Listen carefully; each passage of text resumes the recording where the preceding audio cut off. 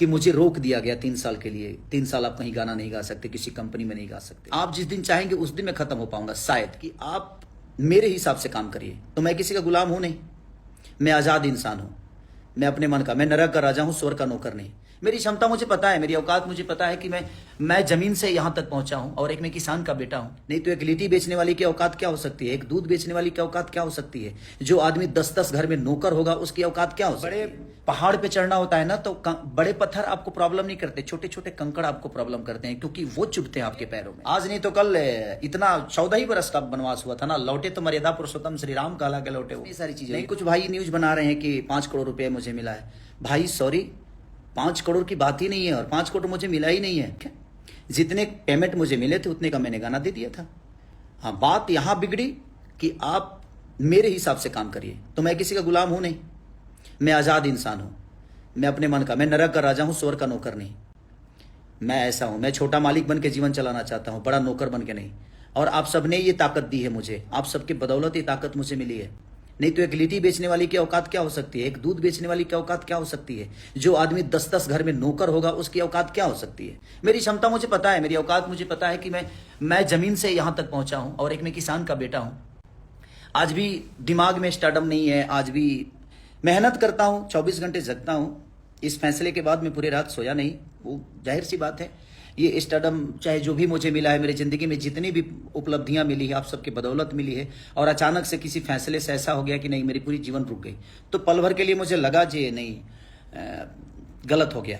सोचिए कि उस राम का क्या होता होगा, जिस राम को गद्दी मिलनी थी और अचानक से उसको वनवास हो गया। तो धैर्य बहुत बड़ा चीज होता है जिंदगी में।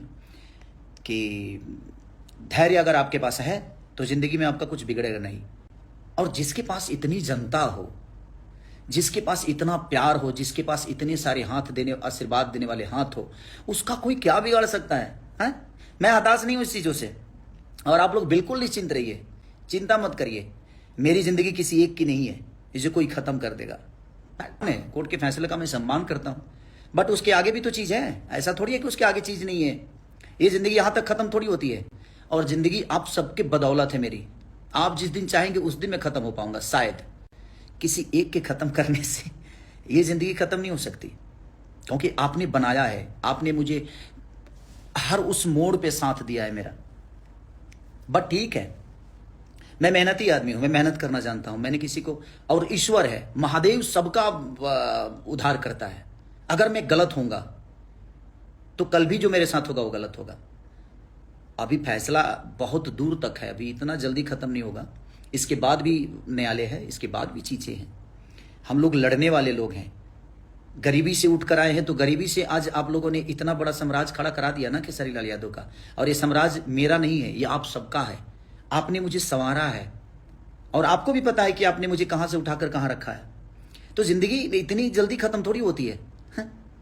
और जिंदगी और मौत का कोई, जिंदगी आज मिली है तो कल मौत तो होना है। तो इससे भागना क्यों और इससे डरना क्यों? मैं नहीं डरता अब, क्योंकि मेरे पास इतने आशीर्वाद देने वाले हाथ हैं कि मुझे लगता है कि मेरे माँ बाप आज अरबों में हैं। मेरे माँ बाप सिर्फ एक नहीं है, सिर्फ मंगरू यादव और मदोदरा देवी ही नहीं है। मेरे माँ बाप बिहार की वो सारी जनता है, यूपी की वो सारी जनता है, हिंदुस्तान में जहां जहां लोग मुझे प्यार करते हैं, आशीर्वाद देते हैं, सब लोग मेरे माँ बाप की तरह है, जिन्होंने मुझे संवारा है। और ठीक है, मेहनती आदमी, सच्चे आदमी को कष्ट होती है, नहीं तो राम को वनवास नहीं होता। वो सच्चे थे, राम बन गए तो बन गए। अगर वो जंगल नहीं गए होते ना तो मर्यादा पुरुषोत्तम श्री राम नहीं कहलाते। तो जिंदगी में जब आपको कष्ट होना तो समझिए कि एक नई उड़ान भरने वाले हैं आप, उससे हताश मत होइए। और मैं हताश नहीं हूं इस बात से कि मुझे रोक दिया गया 3 साल के लिए। 3 साल आप कहीं गाना नहीं गा सकते, किसी कंपनी में नहीं गा सकते। वो तो बाद की चीज है, वो तो आज का फैसला है, कल कुछ अलग होगा। और मैं आपका भाई हूं, कोशिश हमेशा करूंगा अपने फिल्मों द्वारा, अपने गाने द्वारा आप सबका मनोरंजन कराते रहूं। हमेशा मेरी कोशिश रहेगी कि आपका प्यार और आपका आशीर्वाद जिस तरह अभी तक मिला है मुझे, मैं हमेशा आपके साथ कोशिश करूंगा कि आपका प्यारा भाई, आपका प्यारा बेटा बन के आजीवन आपका सम्मान करते हुए, अपने संगीत का सम्मान करते हुए, अपने बुजुर्गों का सम्मान करते हुए अपने जीवन को मैंने चलाया है। और मुझे दुख इस बात का कभी नहीं होगा कि मेरा कुछ बर्बाद हुआ। बर्बाद अगर खेसारी होता है तो भोजपुरी समाज होती है। जो भी भाई अगर गलत न्यूज़ भी बना रहे हैं तो शायद उनको ये लगता होगा कि हम खेसारी को नीचा दिखा रहे हैं और खेसारी को गलत।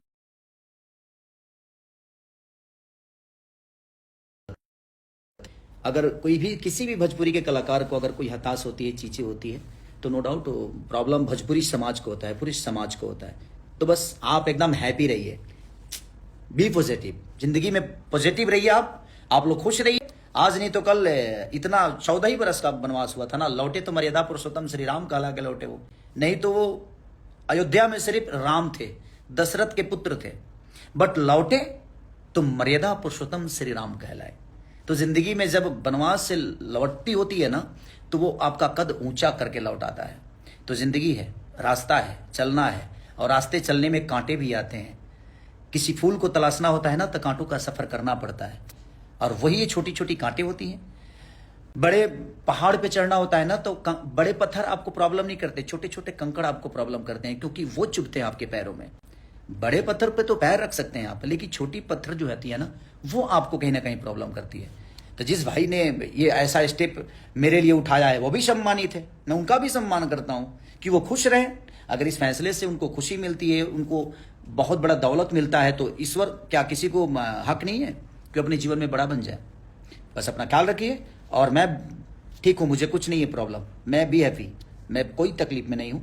आप सबका प्यारा भाई हूँ, कोशिश करूँगा, मेहनत करूँगा, आज नहीं तो कल चीज़ें अच्छी हो जाएगी। Love you all.